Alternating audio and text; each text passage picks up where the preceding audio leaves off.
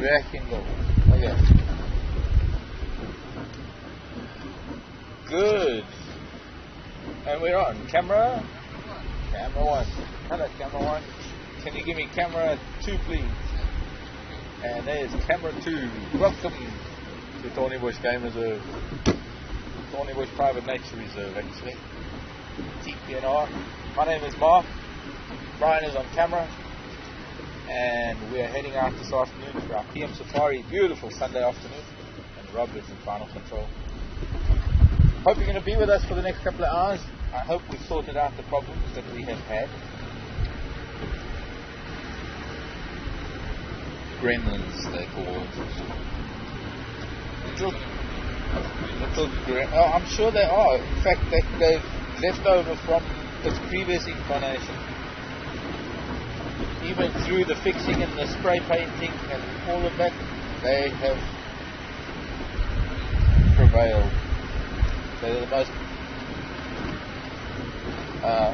persevering. What's the word? Yeah, there we go.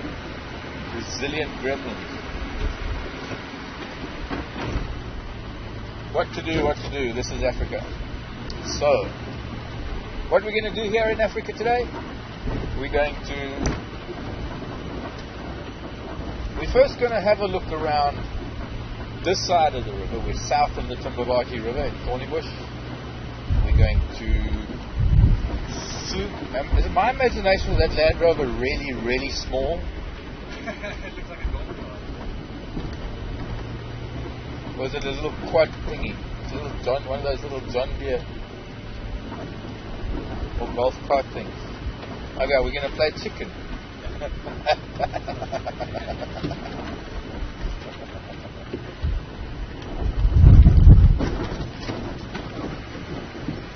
Hello, Peggy.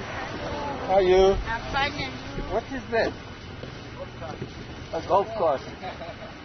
It's 4-wheel drive. Okay, bye. Pardon? No, my camera's on. Oh, okay. Back on. So it is a golf cart. I thought it was a bit small to be a Land Rover. So what we're going to do, there are a couple of mud pans and wallows and little water holes just around. Now, this is the entrance to the river lodge. It's a private lodge here in Thornybush. We're going to be going around the western side of it where there are a couple of mud pans and wallows, and we'll come back to this side and we'll go through a special river crossing and head on to the northern side of the river and go off to the northwest. I found a lot of elephant tracks. There was a lion that walked practically on every road. There were a couple of lions yesterday. We heard them during the night. A lion from yesterday. They managed to confuse the daylights out of us. Well, let me walk south down this road, and then instead of walking north up the next road, I'm going to walk north up through the bush and then walk south down the next road. That looks like there are two of us. And then just to confuse things, I'm going to go to another road and I'm going to walk east, and then another road and I'm going to walk east again. So, as I say, big male lions have been cruising around quite a bit, but they haven't really given much of an indication of where they've ended up, other than news that one of those males managed to find his way into the workshop area where they park the vehicles at Royal Malawan, one of the big fancy game lodges here at Thornybush. Royal Malawan. And where he went from there, I don't know, because I didn't manage to get up there to follow his tracks. It could have been some of his tracks that I was seeing all over the place. I got so excited this morning. I was on one road called Naleti Drive and heading in a northwesterly direction, and I had what looked like fresh tracks. And when you're in that situation, the heart starts beating, because it's almost as though the tracks are so fresh. You can just imagine coming around the next bend and there's that lion in the road. It sometimes happens with leopard as well. Following leopard tracks, you find them on a road, and you know this cat is walking a road for a specific reason, because it's moving around its territory and it wants to mark its territory at intervals. So you can almost be sure that you're going to find it on the road, but it always depends on how close you are. if you manage to time it just right, you can come around the bend and boom, there's the track. But if you're a few minutes behind or even an hour behind, well, you end up chasing your own tail, such as I did this morning. And then sadly something happened to the sequence of events and things on this vehicle, and we couldn't get our signal back.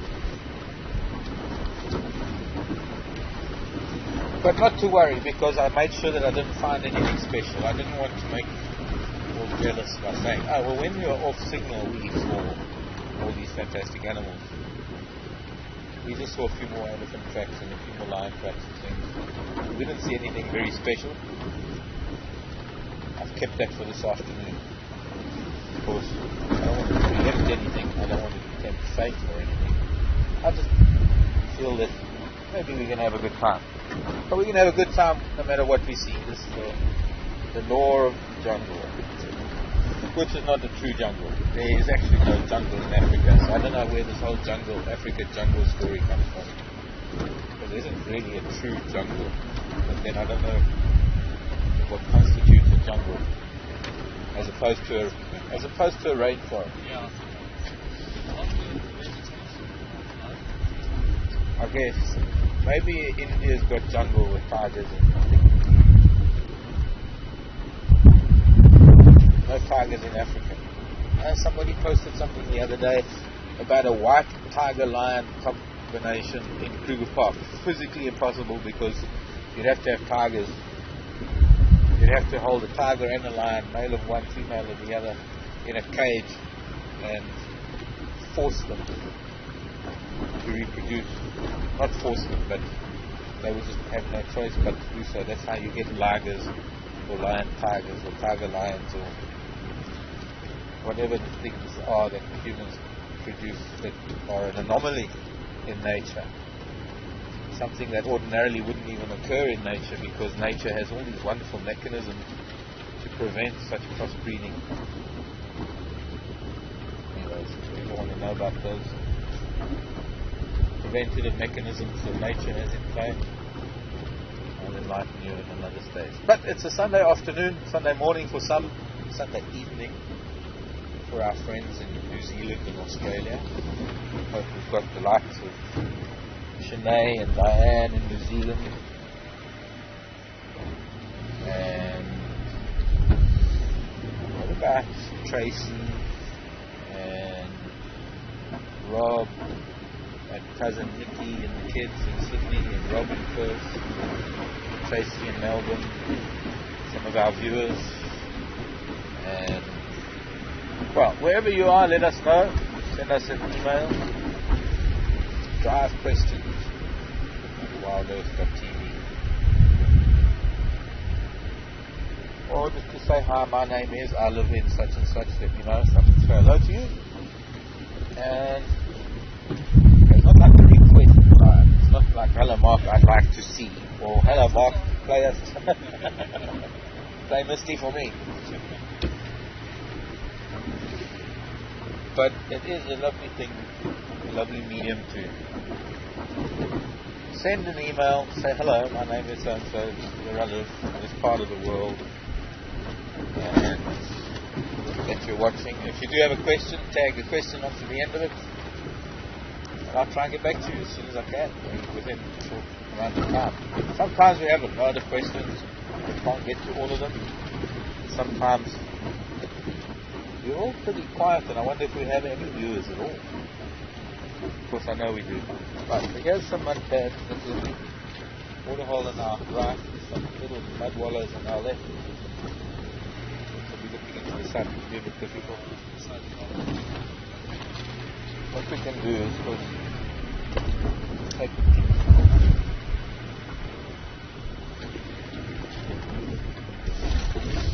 Take a peek at a pan. Maybe there's some terrapins for tanning.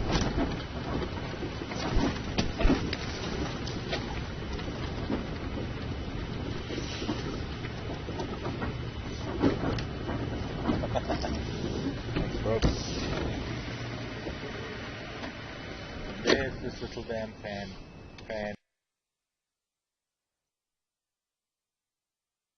Waterhole. not quite natural, but it is naturally filled, retaining water from the wet season. Will be drying up. I just saw a big mouth come up and gulp some air. That could be a catfish. And another one. Oh, maybe it's Xenopus frogs. My guess is it's catfish, just by the sound of it. What they do is they gulp a mouthful of air to replenish an air sac. All fish have got this little air sac in their bodies that needs to be filled with air. It acts like a buoyancy compensator, much like us scuba divers do. And obviously the air can get stale. They don't use it for breathing, they merely use it for stabilizing, so that they can remain motionless in the water without sinking or floating. That's algae. That's a type, a form of algae that can become quite toxic in places. Can actually, they get covered in now. It could be that green algae that dies. I'm not too sure. I'm not too much of an algae fundy, so I'm not too sure about much of the composition of algae and the different species of algae that we get. I know we get like a Spirogyra in the river where the water flows. But I know the surface algae that blooms now when we're going into the dry season, when these pans are exposed to 12 hours of sunlight virtually, and the water starts losing its oxygen, the algae starts blooming. And some of these algae blooms, as I say, they become quite toxic.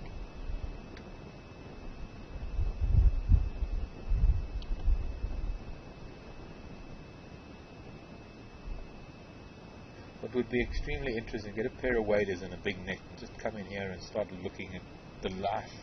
You get a little Perspex container and take a net and just have a look at the life that lives in these pans.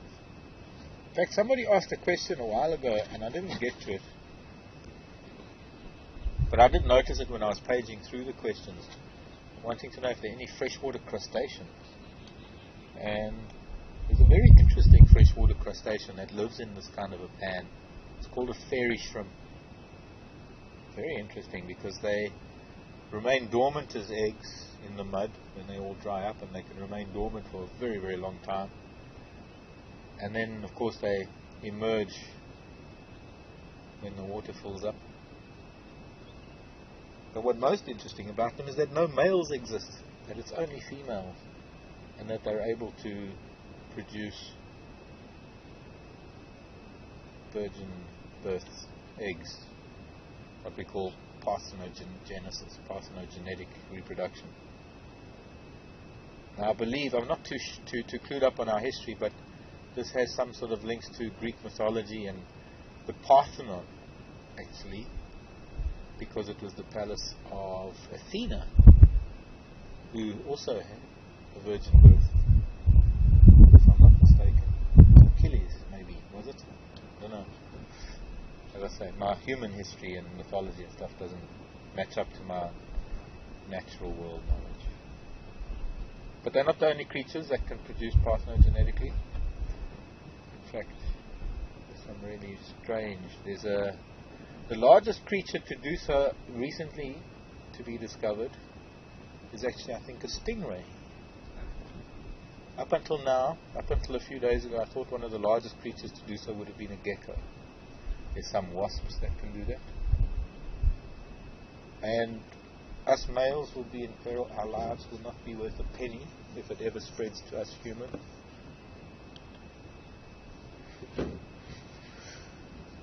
But it's a very interesting subject. Reproduction without fertilization. So let's move on.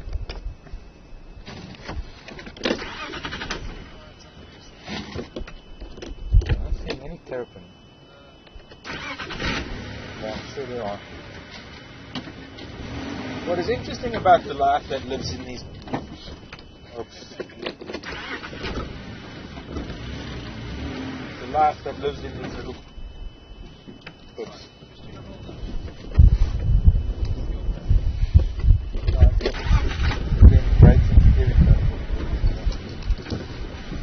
Otherwise it's a nice plan.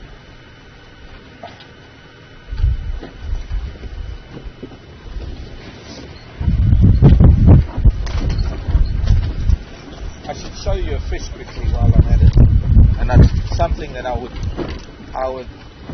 it will be a sort of a quest for me to discover in these pans as far west as we are, because I know that occur in mud wallows and pans in Mozambique and in the eastern side of Kruger. But this is a fish that is, it's just very, very interesting. Quite an amazing, just quite an amazing life cycle. Very much like the fairy shrimp I'm talking about.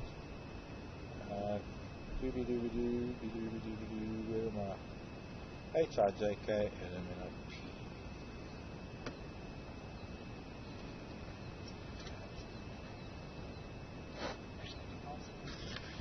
That, without the camera seeing it. Yeah.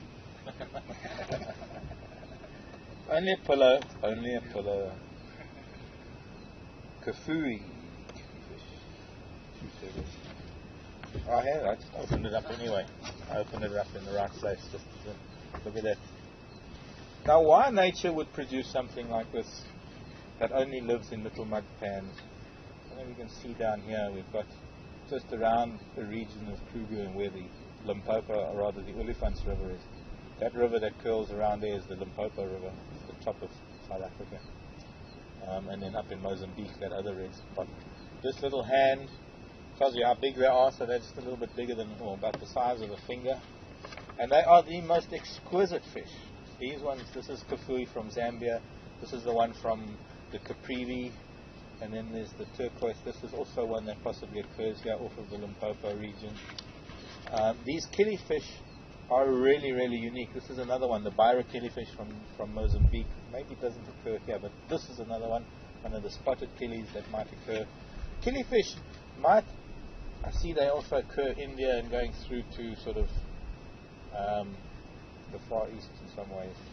But freshwater fishes, what's so very interesting about the killifish is that they have a life cycle. Their entire life cycle lasts one season.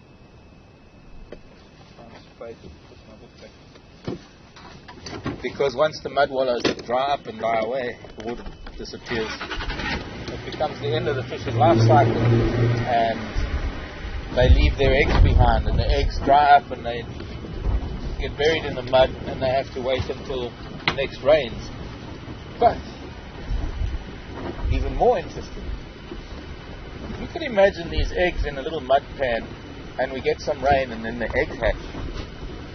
There has to be a mechanism to make sure that the eggs don't hatch inadvertently after a short rain, when the water can dry up before the life cycle of the fish can be completed, so that it can go through the phases of breeding and laying eggs and then dying. So the eggs themselves can only hatch once the water pressure reaches a certain level, and water pressure will only reach that certain level if there's a certain depth. And nature has somehow perfected it that pressure can only be reached when the water will be sufficient to last through a certain portion of the summer season before it dries up, to allow that life cycle to become full circle.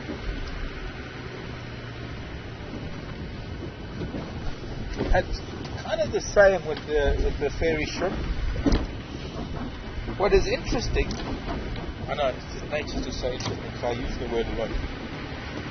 But what is interesting about frogs, on the other hand, that there are a lot of frogs that will breed in these bands. And a lot of them are what we call crash breeders. There are some seasonal breeders that will breed throughout the season. But there are frogs that we call crash breeders.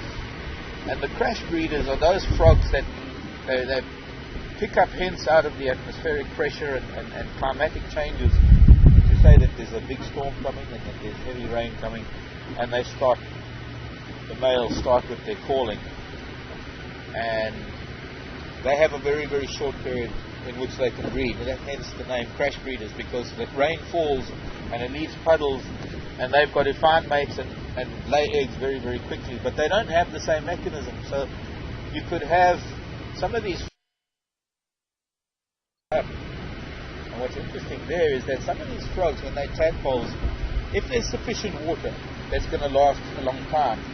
they remain vegetarian, and they can reach maturity being vegetarian and taking their time about things. But when the water starts drying up, some of these frog species turn carnivorous. In fact, they turn cannibalistic, and they start eating their little brothers and sisters, and that little boost of protein, or rather that little bit of protein, boosts the metabolism and allows them to mature a lot quicker, to be able to reach maturity before the water dries up. And even in some frogs, they can still emerge from that water when it is drying up, even though they haven't fully developed their legs and they've still got tails. They're still able to survive as long as they can find shady, moist spots to live in. Wonderful adaptations to the conditions that we have here in Africa, because mostly it's either flooding or it's drought. We don't really have much of a happy medium. The last couple of years we've had wonderful excessive rains, and it's been a long time since it's been the opposite. I shouldn't even mention the word. I'm too scared. I shouldn't have even said it. But maybe climate change has done away with all of that. Certainly in some parts of Africa there has been severe drought. Other parts of the world as well. No such thing as weather patterns anymore. Yeah.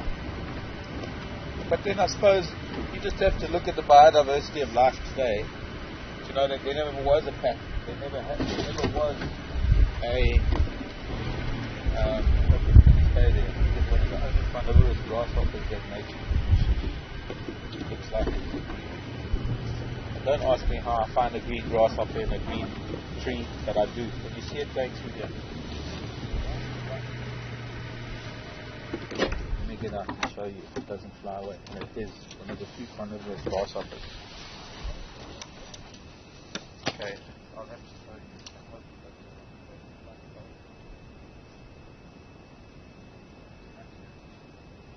Oh, yeah.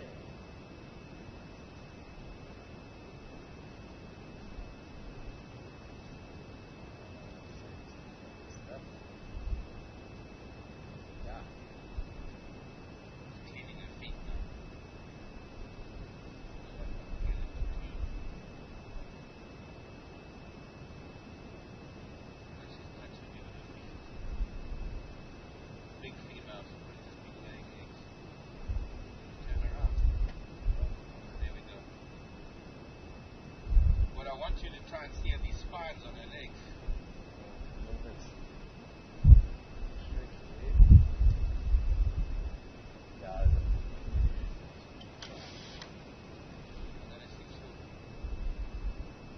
Without biting me, without chewing my hand. She can chew my handle.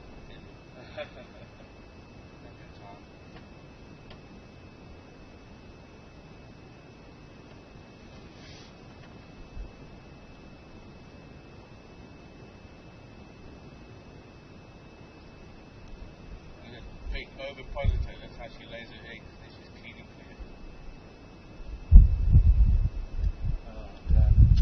Stupid focus thing in the lab. It wasn't focused? No. Little bit. I can't hear what you're saying either. You can't? No, not fine. I didn't get it there. Can we just put that? That hasn't gotten into it?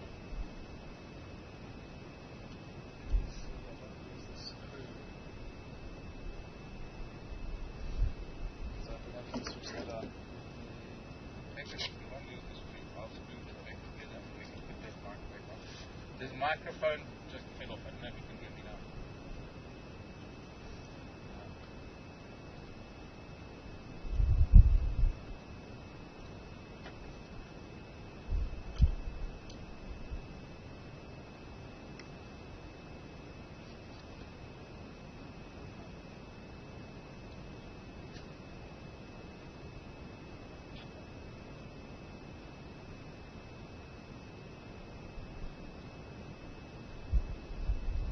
I'm gonna go fit.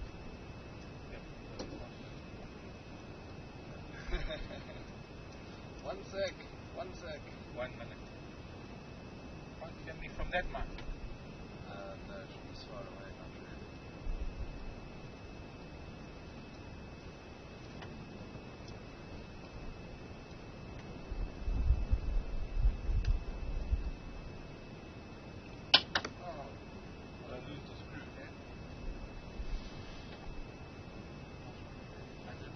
Right, it's the thread of the screw. The thread of the screws.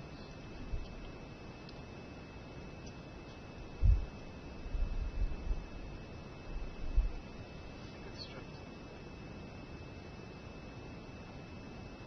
No.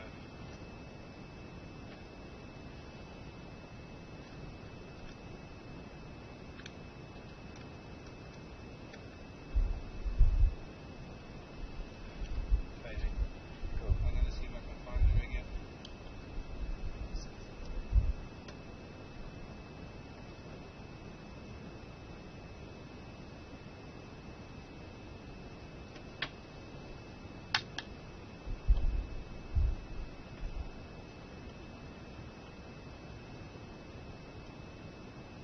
Okay, back operational.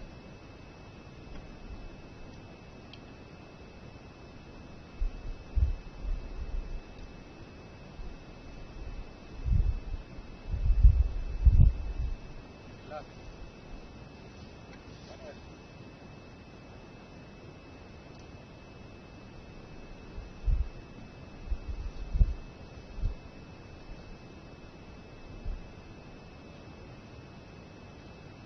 Well, I had my back turned. She probably flew away while I had my back turned.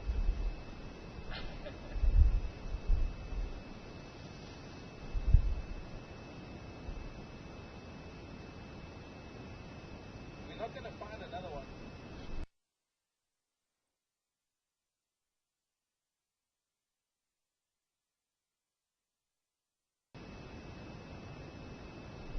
I think I can find one in the book. Yeah, Did you get a little bit of it? I did. When I was in there, I could see the whole thing and picked it up just for focus. Because I moved. So you can tell.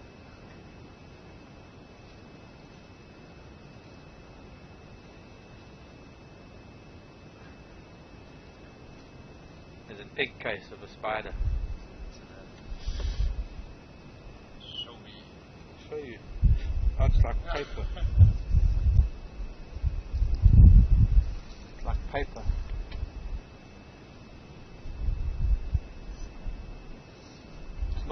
It's normally spun on a flat surface, and it's the egg case of one of the small beige jumping spiders. It's like a little envelope. Yeah, it's paper thin.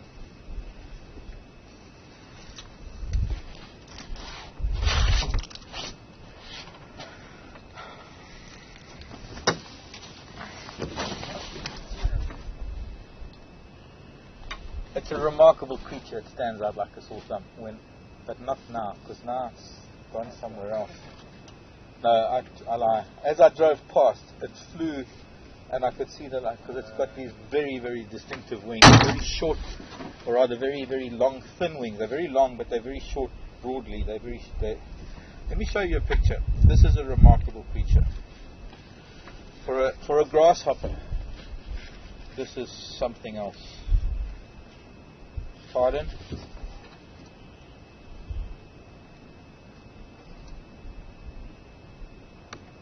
Yeah, turn that off.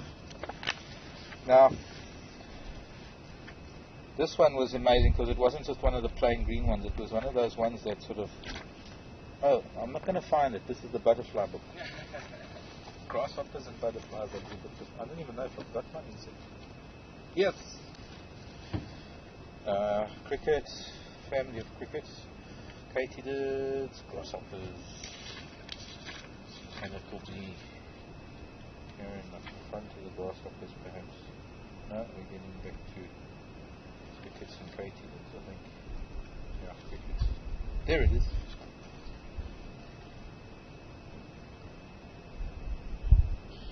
Okay. Roach. Well, it's called a katydid in this book. This is almost exactly the same species that I found. This one. It's called the winged predatory katydid.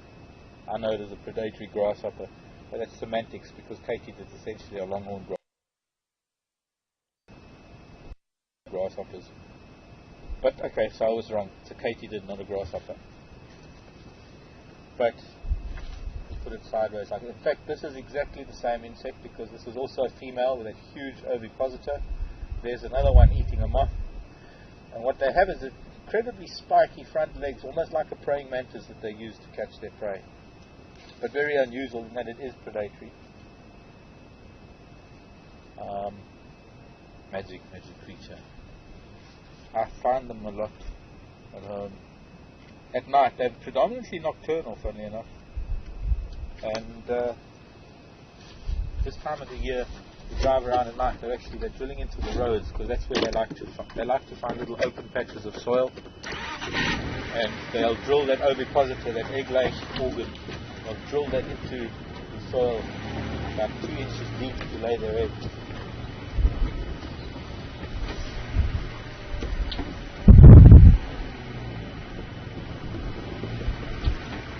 Sometimes I can spot a stick insect at 60 kilometers an hour.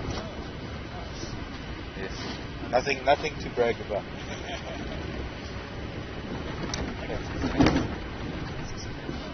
Okay.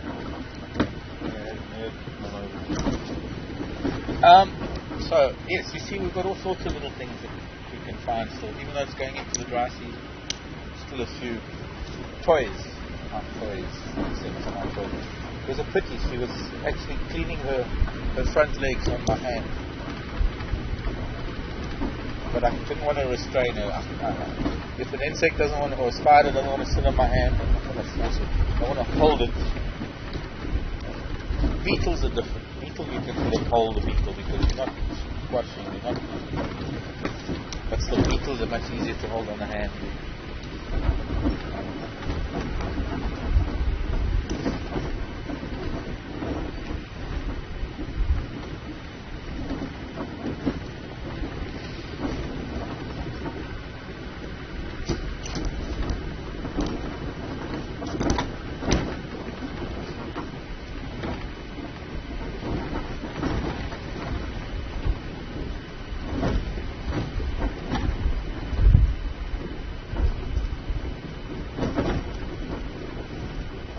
Okay, let's catch up with what's going on in the rest of the reserve.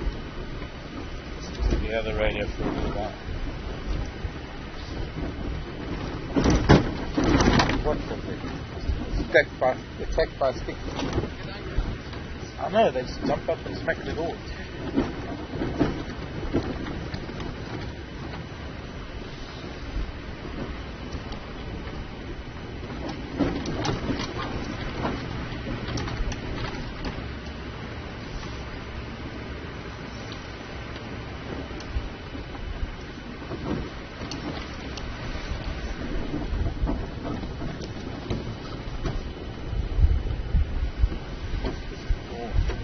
Road with no tracks on it. Tire tracks, I mean, but baboon tracks. It's nice to see a road that a car hasn't driven for a little while. Baboon tracks. Mostly baboon, overwhelming everything else because there was. There's a hyena across the road diagonally.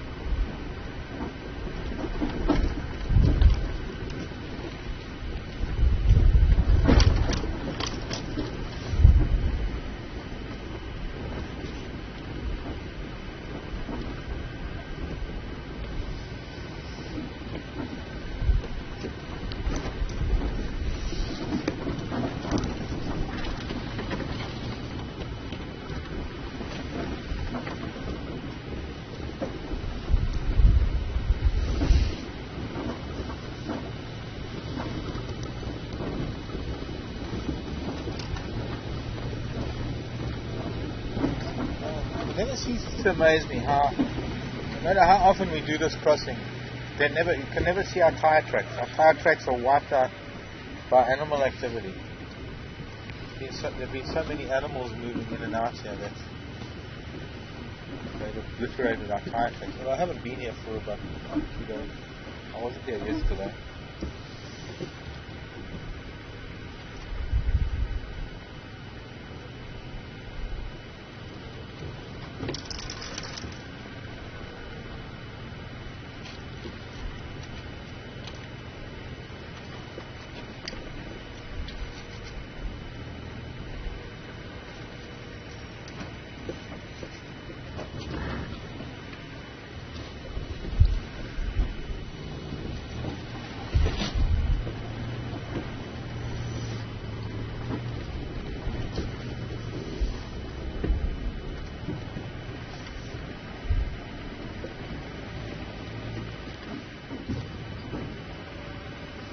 tires are dirty.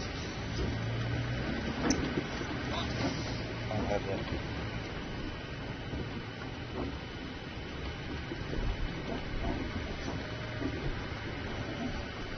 Oh, hello, Deborah. Florida. Deborah wants to know how hyena groups establish hierarchy. It's birthright, Deborah. It is a birthright issue. If you're born to the matriarch, you have a high status. And that gets handed down through the generations.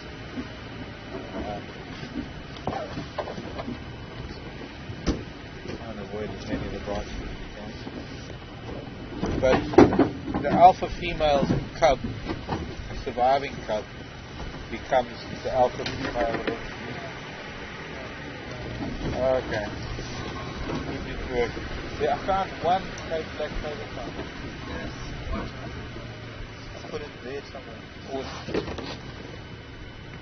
was it on that side? I put it inside there, but it's not now.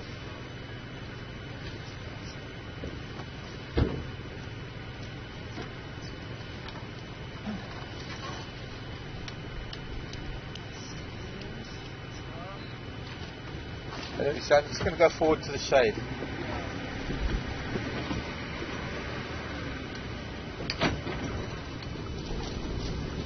So Deborah, it was once believed that only the alpha female, the matriarch of a hyena clan, was the one that gave birth.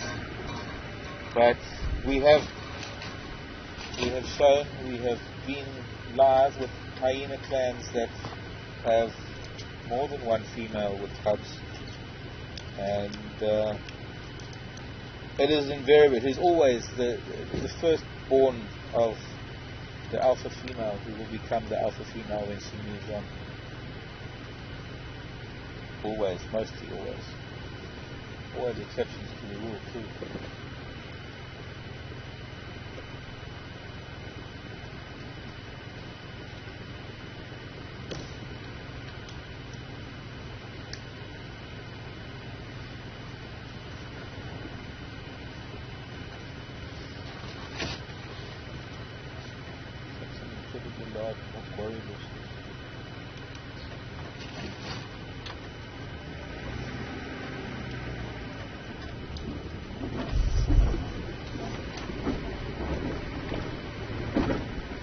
I've seen a few snake tracks today. It's so warm. We didn't have a very cold night. And yeah, a couple of snake tracks that crossed roads already this morning before it was even warming up. I don't know whether that means that maybe we need to look for some other signs, that maybe this full moon is going to bring in a little bit of weather. I don't know if that's what it's all about. Or it's just a couple of late summer snakes still trying to find that last meal before they become dormant or before they sleep for a bit or before their food disappears.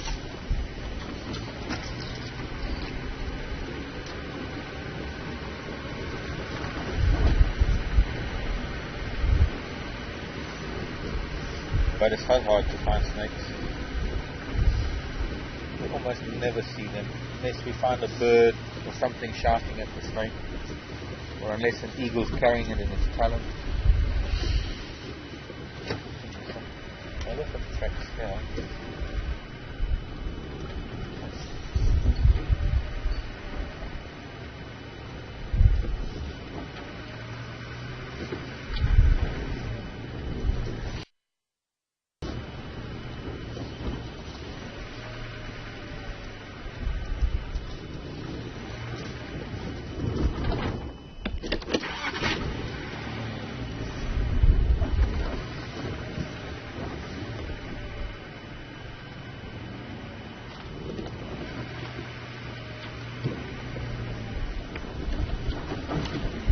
Further west before we turn north.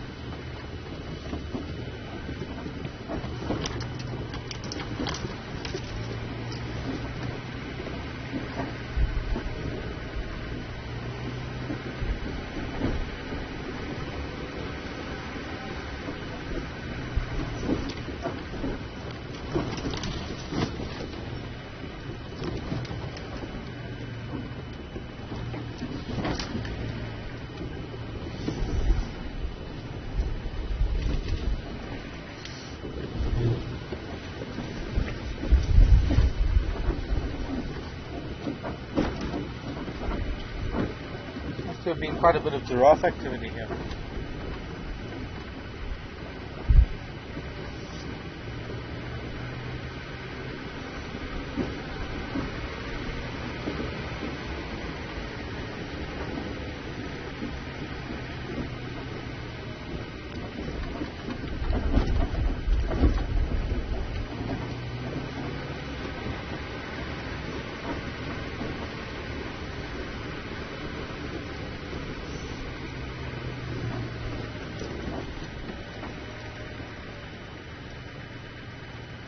Once again, this is where that big male lion must have walked last night. There are his tracks. But these are the tracks that I found going north. I'm sure they're the same one. I wondered how he got to be going north as far west as he was. So he's been walked upriver last night, probably in the river amongst the reeds. Hit central cut line in that area. Went up the southeastern. Almost too long one down, then doubled back and went further west again. Further east. He went west, now he's got east. And then these fancy tracks of the dinosaur.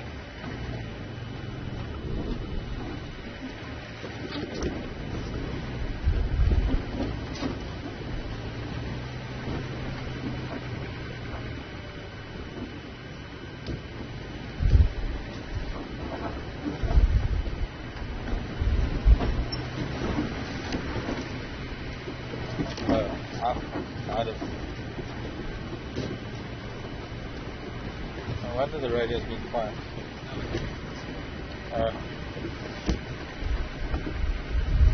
My sound worked on the radio.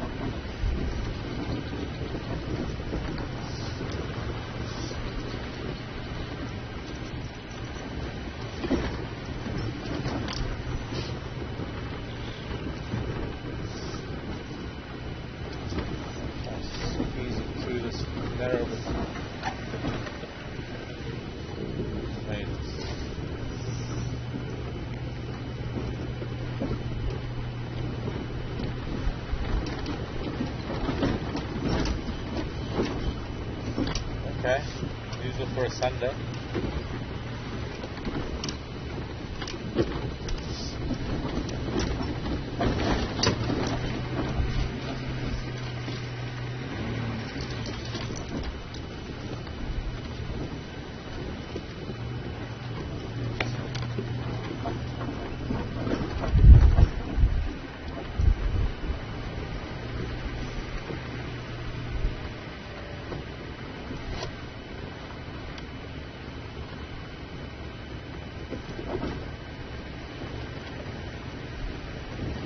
Okay, so update.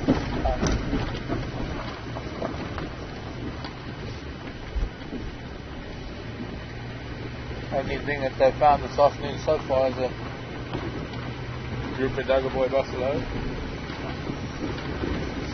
It's up to us to find something for it.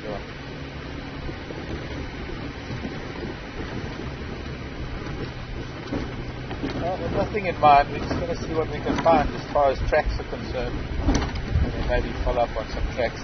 It's not ideal to follow up on cat tracks in an afternoon unless you left them at a certain point during the morning and you had to give up because of time. But as far as afternoons are concerned, first of all, there's been a lot of vehicle activity on the roads, and although the cats are likely to have been sleeping the whole day,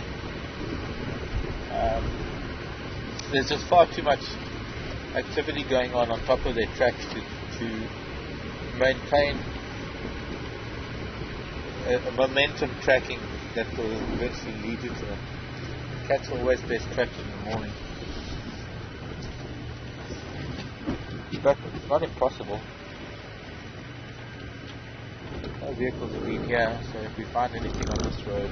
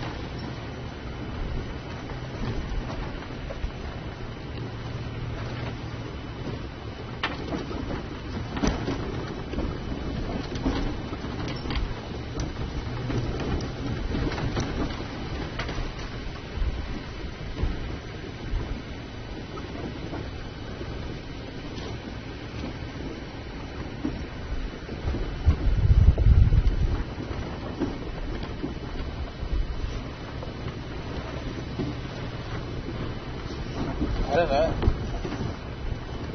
I wonder what our numbers are today.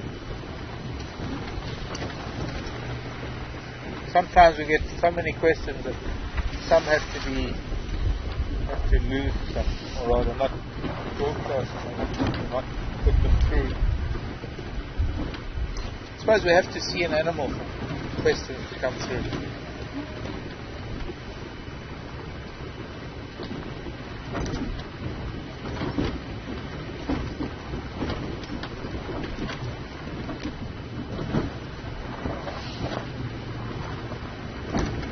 Not seeing animals, there's nothing to ask questions about.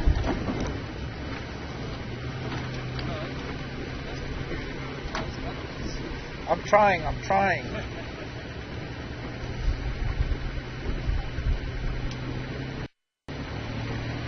All we can do is that the only way to find animals is to drive around and look. If they don't want to show themselves, they're not going to show themselves.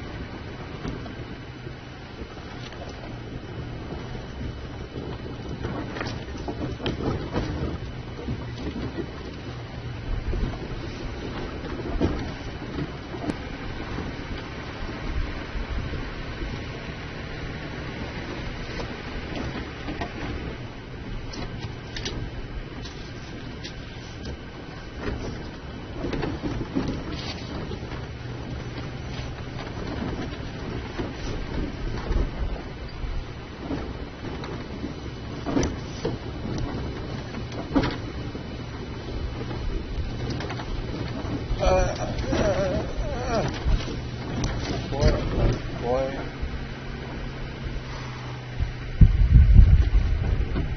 In case you don't know what a bad road feels like. This would be a nice spot for sunset. Yeah. Later on in the year when the sun starts coming back to the mountain, you get a bit of cloud over the mountain.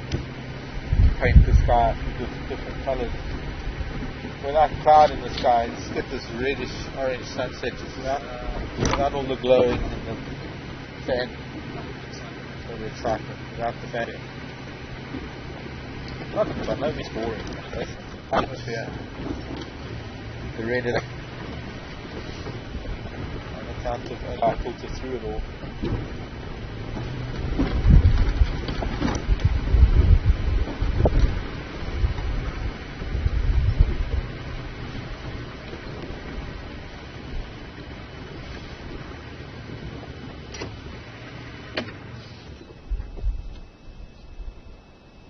Gee, it was really good. I heard one, I think it's Vivian in Chicago, but I didn't get the question at all. Let's just try a little bit further up the road.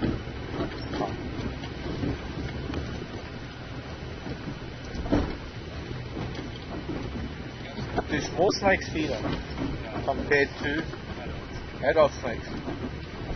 They just feed off the smaller things that the adults feed on. So, like dwarf geckos, termites, some insects, very small frogs, very small that occur here. Some frogs that are as big as my pinky now. Oh man, these ropes.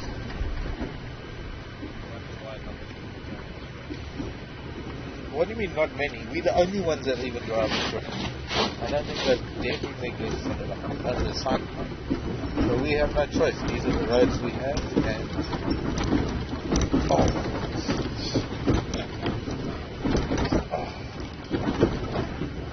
I feel like the bumper to fall off and the doors to fall off. Yeah.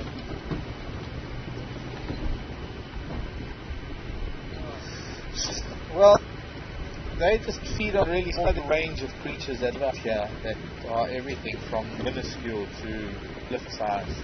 So there is, I would have to be specific. I'm trying to answer this without saying it depends, but it does. It depends on what snake it is. Some small snakes feed on other small snakes. Some small snakes feed on small centipedes. Some small snakes feed on small frogs. So very, very much so. It's a case of different snakes have different niches in the environment, and they feed on different prey. And when they're babies, they just have to go for babies themselves.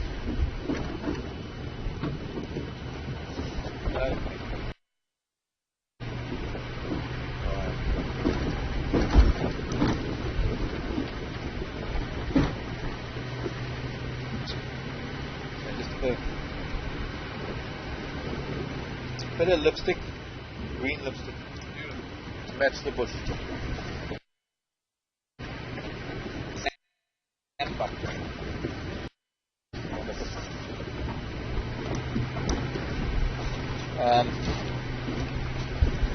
Going into the dry season, hands start getting dry, cuticles start cracking, lips start cracking.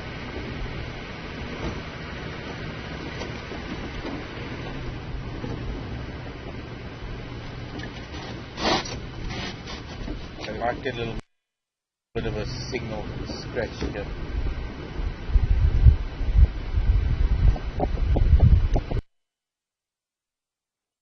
Noise. Where's the noise?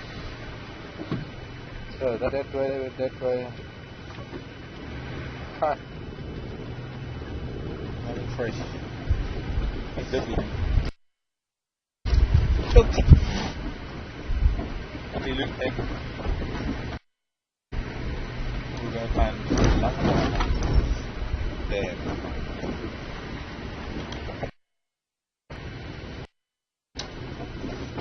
Maybe we'll find the crocodile today. I've learned in our street that there's a crocodile in Langwa there. Maybe we'll be able to see that crocodile. This is like such a main route for us. I wish we could do something about it.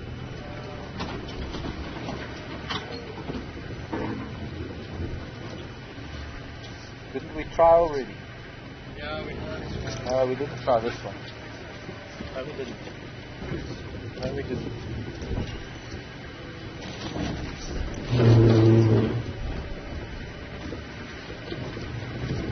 we going to try it again? Oh, we did try it. I remember the same results.